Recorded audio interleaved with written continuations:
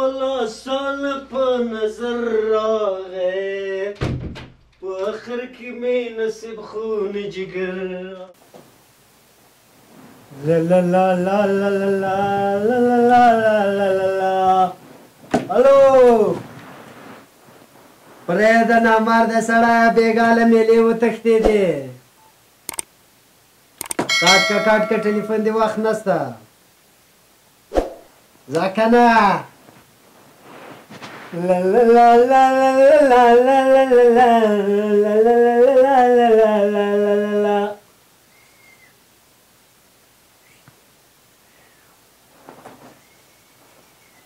ورغويه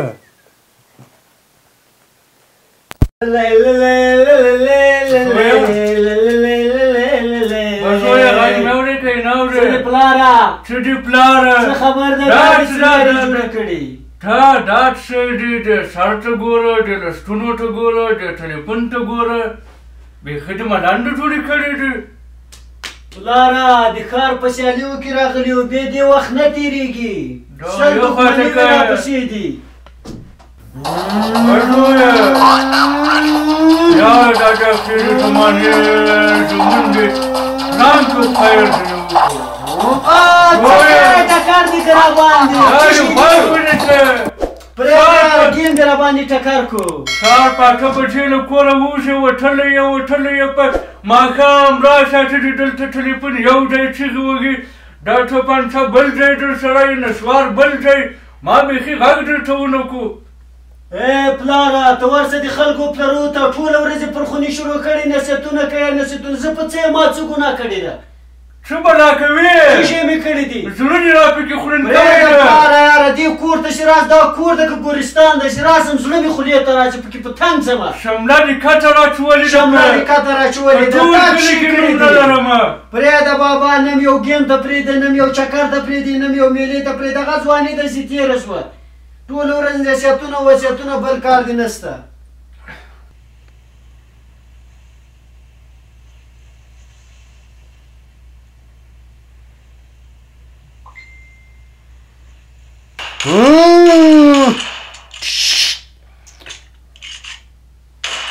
بلاک ته راسه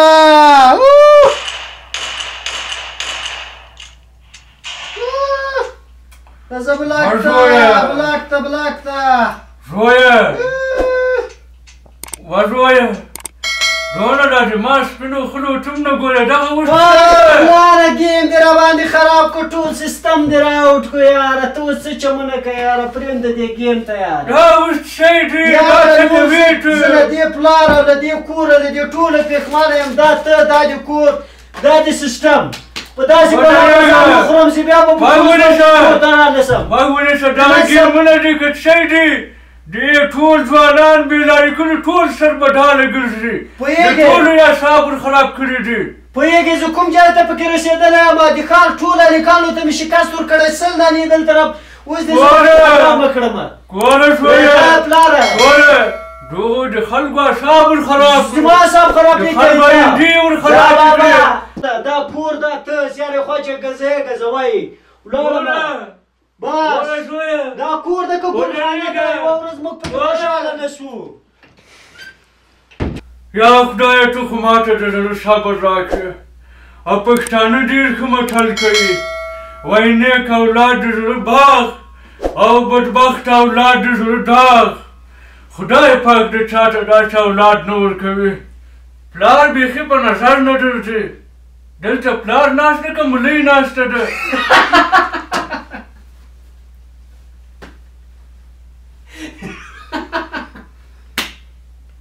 ملۍ نه یې زه غږېږم